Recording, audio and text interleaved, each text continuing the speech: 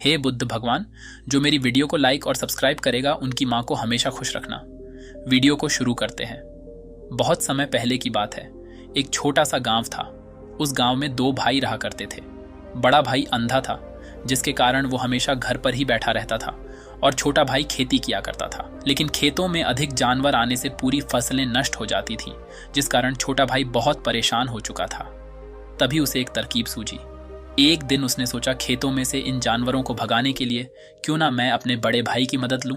वैसे भी बड़े भैया अंधे, अगर वह खेत में बैठे रहेंगे और जानवरों की आहट आने पर वह उन्हें जोर से चिल्लाकर भगा सकते हैं, जिससे हमारी फसलें बच सकती हैं। इसलिए उन्हें मैं खेत में बिठा देता हूं। ये सब सोच विचार करने के बाद उसने अपने खेत में ही एक छोटी सी झोपड़ी तैयार की और अपने अंधे भाई को उस खेत में बैठा दिया और उनसे कहा, भैया, यदि कोई जानवर की आहट आपको सुनाई दे तो आप जोर जोर से चिल्लाना। ये सुनकर वह जानवर यहां से भाग जाएंगे और हमारी फसलें नष्ट होने से बच जाएगी। बड़ा भाई अपने छोटे भाई की बात मान लेता है और वो उस दिन से खेत में ही रहना शुरू कर देता है। जब भी किसी जानवर की आहट उसे सुनाई देती तो वो तुरंत जोर जोर से चिल्लाना शुरू कर देता, जिससे वह जानवर उसके खेतों से भाग जाते। ऐसा करते करते कई दिन बीत चुके थे। तभी एक दिन उसके खेत में एक हिरण भागता हुआ था है और वह खेत के बांध को तोड़कर वहां से भाग गया। लेकिन उसी हिरण का पीछा करते हुए एक राजा भी उस खेत में आ पहुंचा। तभी राजा की नजर उस अंधे भाई पर पड़ती है। राजा उस व्यक्ति से कहता है, देखो, मैं यहाँ पर एक जानवर का पीछा करते हुए आया हूँ। क्या तुमने उस जानवर को यहाँ पर देखा है? इस पर वो व्यक्ति कहता है, हे राजन, मैं तो अंधा हूँ, मैं भला किसी जानवर को कैसे देख सकता हूँ। लेकिन मैं आपको इतना जरूर बता सकता हूँ कि जो जानवर मेरे खेतों से होकर भागा है वह आपके लायक नहीं है। आप उसके पीछे अपना समय यूं ही व्यस्त कर रहे हैं। राजा उस अंधे व्यक्ति की बात सुनकर बड़ा अचरज में पड़ गया। वो ये सोचने लगा कि आखिर यह तो अंधा है, फिर इसे कैसे पता कि जिसे हिरण को मैं तलाश रहा हूं वह हिरण मेरे लायक है ही नहीं। यह अंधा व्यक्ति मुझे कैसे बता सकता है? तभी राजा उस अंधे व्यक्ति से कहता है, कहीं तुम मुझसे झूठ तो नहीं कह रहे हैं? एक तरफ तुम ये कहते हो कि तुम अंधे हो और दूसरी तरफ तुम ये भी कह रहे हो कि जो जानवर यहाँ से भागा है वो मेरे लायक नहीं है। इस पर वो अंधा व्यक्ति कहता है, हे राजन, जिसे आप एक हिरण समझ रहे हैं, असल में वह एक हिरण नहीं है, बल्कि एक हिरणी है, और वह भी गर्भवती है। और जहां तक मुझे ज्ञान है, मैंने कभी किसी राजा को किसी गर्भवती हिरणी का शिकार करते हुए नहीं सुना है, और इसी कारण मैं आपसे ये कह रहा हूं कि वो आपके लायक नहीं है। आप उसके पीछे अपना समय व्यर्थ ना करें। ये सुनकर राजा और भी अचरज में पड़ गया। वो ये सोचने लगा कि आखिर ये अंधा आदमी ये कैसे जान सकता है कि वो हिरणी है और गर्भवती है।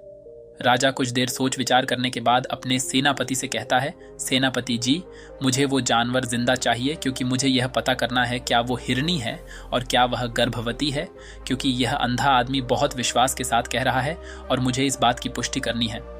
यदि वह हिरणी हुई और गर्भवती हुई तो वह हमारे शिकार के लायक नहीं है, क्योंकि हम तो एक हिरण का पीछा कर रहे थे।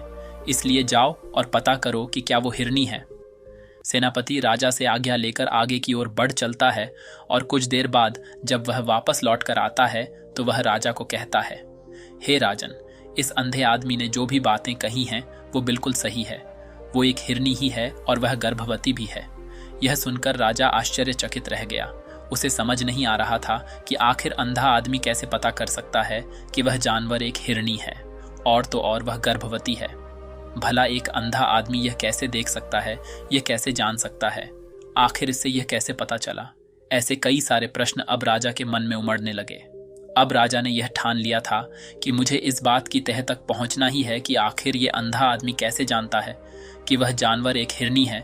ये सोचकर राजा उस अंधे आदमी के पास जाता है और उस अंधे आदमी से कहता है, देखो, मैं ये तो नहीं जानता कि तुम सचमुच अंधे हो या नहीं, लेकिन मैं तुमसे एक बात जानने आया हूं, क्या तुम मेरे प्रश्न का सही सही जवाब दोगे? इस पर अंधा व्यक्ति कहता है, हे राजन, आप जो कुछ पूछना चाहते हैं मुझसे पूछ सकते हैं, मैं आपको बिल्कुल सच सच जवाब दूंगा। इस पर राजा कहता है, देखो, एक तो तुम कहते हो कि तुम अंधे हो और दूसरी तरफ तुमने यह बता दिया कि जिस जानवर का पीछा मैं कर रहा हूं वह एक हिरणी है, और तो और वह गर्भवती भी है। आखिर तुम्हें ये कैसे पता चला? तुम्हारे खेत में और भी तो जानवर आते होंगे, और भी तो जानवर यहाँ से गुजरते होंगे। फिर तुमने ये कैसे अंदाजा लगाया? तभी वह अंधा व्यक्ति राजा से कहता है, हे राजन, आप जिस हिरनी का पीछा कर रहे थे, वही हिरनी जब मेरे खेत में आई, उसकी रफ्तार और उसके भागने की आहट से मुझे यह एहसास हो चुका था कि यह एक हिरनी है और मेरे खेत की जो बांध है वह बहुत छोटी है, उसकी ऊंचाई ज़्यादा नहीं है। यदि कोई हिरण होता तो उस बांध को बड़ी आसानी से लांघ जाता, लेकिन वह हिरनी इस बांध को तोड़कर भागी है, और यदि वह इस बांध को छलांग लगाकर पार करने का प्रयास करती तो इससे उसके बच्चे को खतरा होता, और इसी बात से मैंने ये पता लगा लिया कि वह गर्भवती है। इस कारण वह ज्यादा ऊंची छलांग लगाकर मेरे खेत की बांध को तोड़ते हुए भाग गए। इस पर राजा के मन में एक और प्रश्न उठा। राजा ने कहा, किंतु तुम्हें कैसे पता चला कि वह एक हिरनी ही है, और भी तो कोई जानवर यहाँ पर आ सकते हैं? इस पर वह अंधा व्यक्ति कहता है, हे राजन, मैं पूरा दिन सुबह शाम यहीं पर बैठा रहता हूँ और मेरी सुनने की शक्ति बहुत तेज है। मैं ये बाप जाता हूँ कि कौन सा जानवर मेरे खेत में आया है, और उसी के आधार पर मैं जोर जोर से चिल्लाता हूँ ताकि वो मेरे खेत से भाग जाए और मेरे खेत की फसलों को नष्ट ना कर पाए। राजा उस अंधे आदमी का यह जवाब सुनकर पूरी तरह से संतुष्ट हो चुका था। वह मन ही मन यह सोच रहा था कि आदमी भले ही अंधा हो, लेकिन यह तो बड़ा ज्ञानी मालूम पड़ता है। इस आदमी से कुछ न कुछ तो काम निकलवाना ही चाहिए। ये विचार लिए हुए राजा वहां से वापस अपने महल की ओर लौट जाता है। राजमहल पहुंचते ही राजा उस अंधे व्यक्ति से कहता है, आप तो बड़े ज्ञानी व्यक्ति हैं, आपको किसी भी बात का पता बड़ी आसानी से चल जाता है। आज मैंने आपको यहाँ पर इसलिए बुलाया है क्योंकि मैं आपसे ये जानना चाहता हूँ कि मेरी पत्नी पतिव्रता है या नहीं। इस पर वो अंधा व्यक्ति कहता है, हे राजन, यह कैसा प्रश्न हुआ? इस पर राजा कहता है, मैंने आपसे बिल्कुल उचित प्रश्न किया है, मुझे इस प्रश्न का उत्तर दीजिए। इस पर वो अंधा व्यक्ति कहता है, हे राजन, ये सारी बातें जाने दीजिए, आपकी शादी को इतने साल बीत चुके हैं और अब आप ये बात क्यों जानना चाहते हैं? आपके मन में ऐसे प्रश्न क्यों उठ रहे हैं? इस पर राजा जिद करते हुए कहता है, देखिए, आपको मुझे इस प्रश्न का उत्तर तो देना ही होगा। यदि आप मुझे इस प्रश्न का उत्तर नहीं देंगे तो मैं आपको मृत्यु दंड दे दूंगा।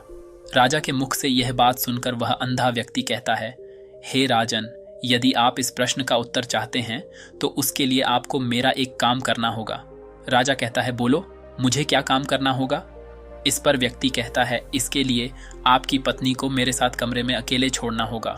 उस अंधे व्यक्ति की यह बात सुनकर राजा पहले तो क्रोधित हो जाता है, लेकिन फिर कुछ सोच विचार करने के बाद वह उस व्यक्ति की बात मान लेता है और अपने सेनापति को आदेश देता है, सेनापति जी, इस व्यक्ति को और मेरी पत्नी को एक कमरे में कुछ देर के लिए अकेला छोड़ दें। सेनापति बिल्कुल वैसा ही करता है। अब राजा की पत्नी और अंधा आदमी एक कमरे में बंद हो चुके होते हैं। तभी वो अंधा आदमी राजा की पत्नी से कहता है, मुझे आपको छूना है। इस बात पर रानी अत्यधिक क्रोधित हो जाती है और उस अंधे आदमी को वो पकड़ पकड़ कर पीटने लगती है, कभी हाथों से तो कभी लातों से तो कभी पटक पटक कर। इस तरह से उन्होंने उस अंधे आदमी की खूब पिटाई की। उसके बाद किसी तरह से वह अंधा आदमी अपनी जान बचाकर वहां से भाग निकलता है और वह राजा के पास पहुंचता है और वह राजा से कहता है, हे राजन, आपकी पत्नी पतिव्रता नहीं है। ये बात सुनकर राजा अत्यधिक क्रोधित हो उठता है और राजा अपनी तलवार निकालकर सीधा अपनी पत्नी की ओर जाता है और क्रोधित होकर वह अपनी रानी से कहता है, रानी जी, आज मैं जो भी सवाल आपसे करने वाला हूँ उसका मुझे सच सच जवाब दीजिएगा, और यदि आपने एक शब्द भी झूठ कहा तो मैं आपका अभी के अभी सर धड़ से अलग कर दूंगा, तभी आगे बढ़ें। राजा कहता है, मुझे बताइए, क्या आप पतिव्रता हैं या नहीं? इस पर रानी कहती है राजन, आप भले ही मुझे जान से मरवा दीजिए, लेकिन मैं पतिव्रता नहीं हूँ। राजा यह बात सुनकर बहुत खुश हुआ, क्योंकि उस अंधे आदमी ने जो भी कहा था वह बिल्कुल सच था। यह बात सुनकर तुरंत ही राजा उस आदमी के पास पहुंचता है और आकर उस अंधे आदमी से कहता है, तुम्हें कैसे पता चला कि मेरी पत्नी पतिव्रता नहीं है? इस पर वह अंधा आदमी कहता है, हे राजन, बड़ी सीधी सी बात है, मैंने तो आपकी पत्नी से बस इतना ही कहा था कि मुझे आपको छूना है, और इस बात पर वह इतना क्रोधित हो उठी कि उन्होंने गुस्से में आकर मुझे लात घूंसों से पीटना शुरू कर दिया। और भला कोई औरत किसी और मर्द को कैसे छू सकती है?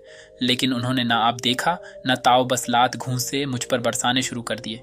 वह भी तो एक छूना ही हुआ, और एक पतिव्रता नारी कभी भी पराये मर्द को नहीं छूती। जब मैंने उसे छूने के लिए कहा था तो वह उस वक्त मुझे मना कर सकती थी, लेकिन उन्होंने तो मुझे पीटना शुरू कर दिया और देखते ही देखते उन्होंने मेरे पूरे शरीर को छू लिया। अब आप ही बताइए, ऐसी स्त्री भला पतिव्रता कैसे हो सकती है? इस पर राजा कहता है, तुम तो बड़े ज्ञानी मालूम पड़ते हो। अच्छा ठीक है, चलो तुम मेरे एक प्रश्न का और जवाब दो। यदि तुमने मुझे इस प्रश्न का सही सही जवाब दे दिया तो मैं तुम्हें यहाँ से जाने दूंगा।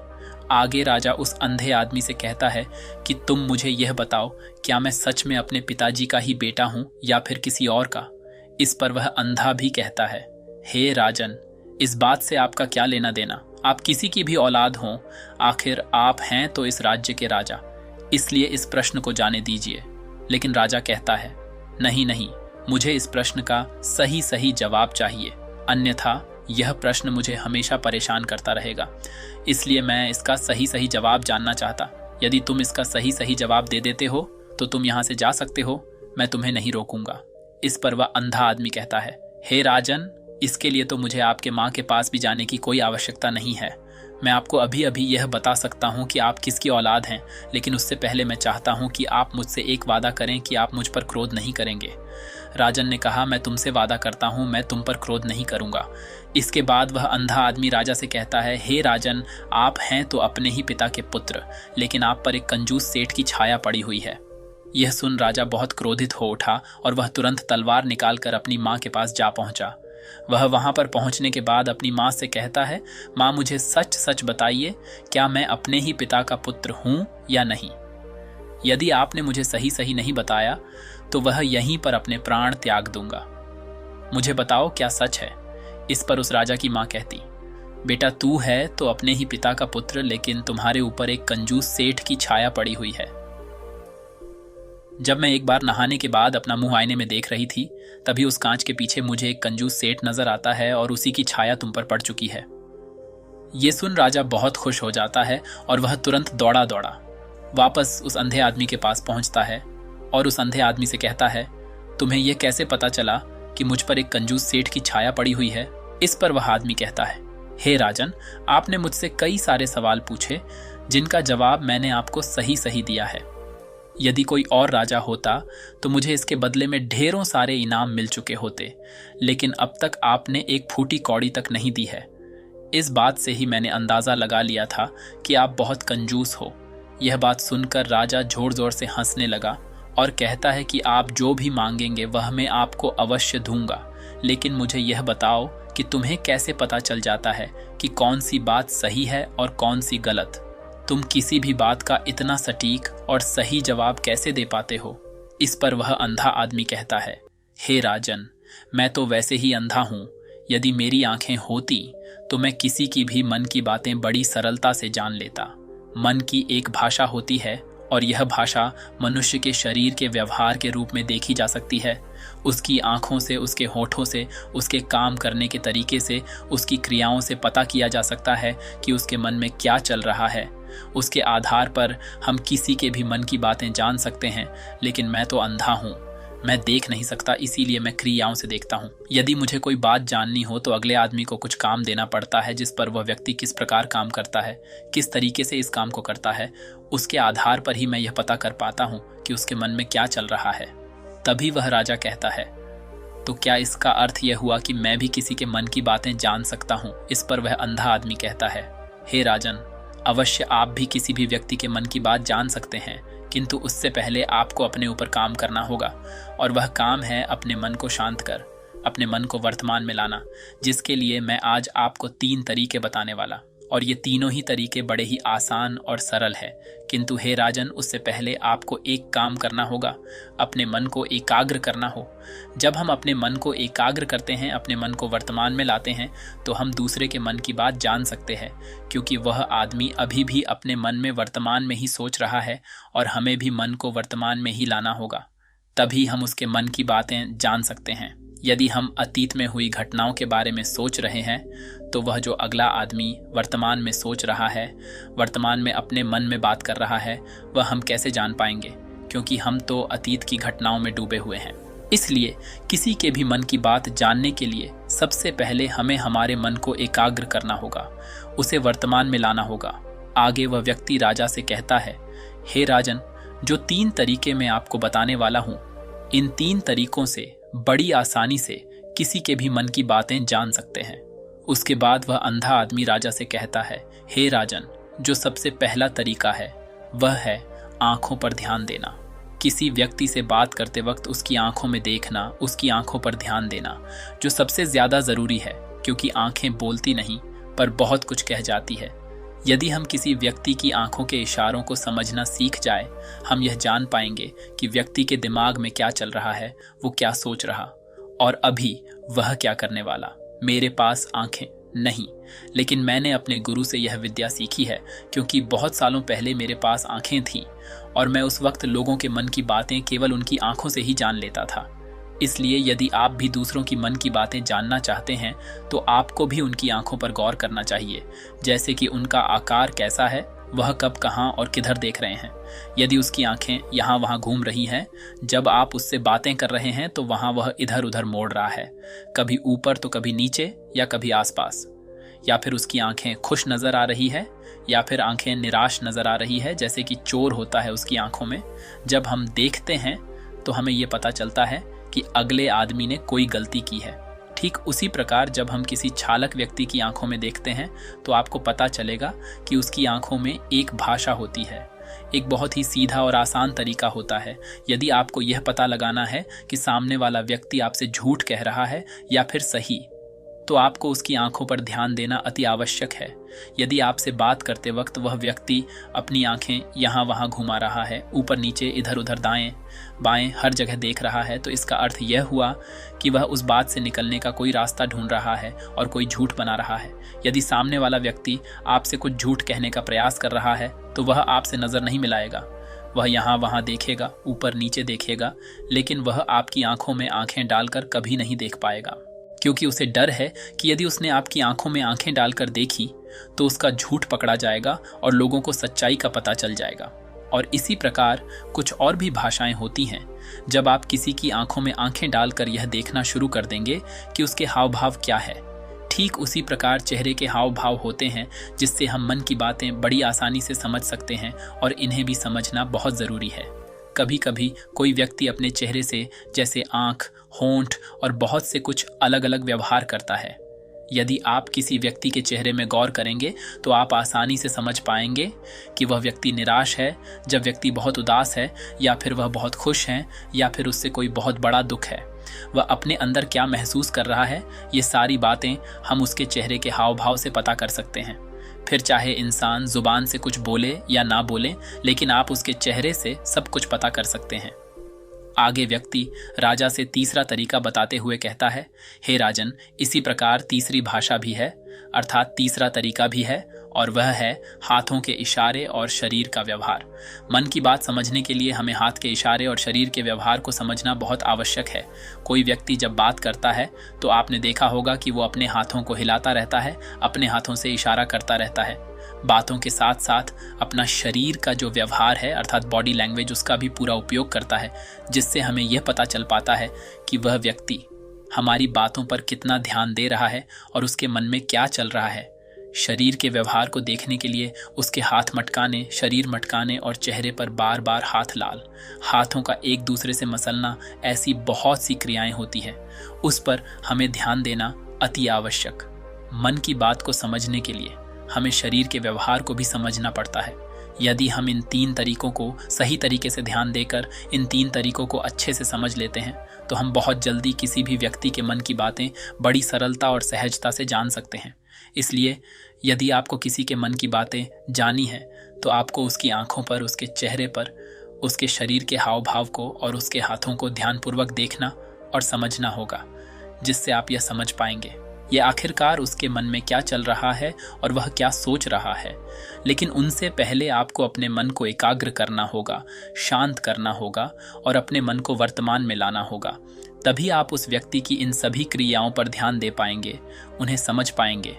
अन्यथा आप यदि अतीत की घटनाओं में व्यस्त हैं, भविष्य की योजनाओं में व्यस्त हैं, तो आप उस व्यक्ति के हाव भाव पर कभी ध्यान ही नहीं पाएंगे और ना ही आप कभी यह समझ पाएंगे कि आखिर उस व्यक्ति के मन में क्या चल रहा है, वह क्या सोच रहा है। आपने देखा होगा कि ऐसे कई बड़े संत महात्मा हैं जो बड़ी ही शांति से आपको देखते हैं और आपको देखकर ही ये बता देते हैं कि आपके मन में क्या चल रहा है, आप उनसे क्या जानने आए हैं। और इसका सबसे बड़ा प्रमुख कारण यही है कि वह आपको पढ़ सकते हैं, आपको समझ सकते हैं, आपकी मन की बातें जान सकते हैं, क्योंकि उनका मन एकाग्र है, शांत है, और यही कारण है कि वह आपके मन की बातें बड़ी सरलता से समझ जाते हैं। तो दोस्तों, उम्मीद करता हूँ आपको इस कहानी से एक अच्छी सीख मिली होगी। ये कहानी आपको कैसी लगी हमें कमेंट बॉक्स में कमेंट करके ज़रूर बताएं, और इस कहानी को अपने दोस्तों के साथ ज़रूर शेयर करें ताकि उन्हें भी इस कहानी से कुछ सीखने को मिल सके। धन्यवाद।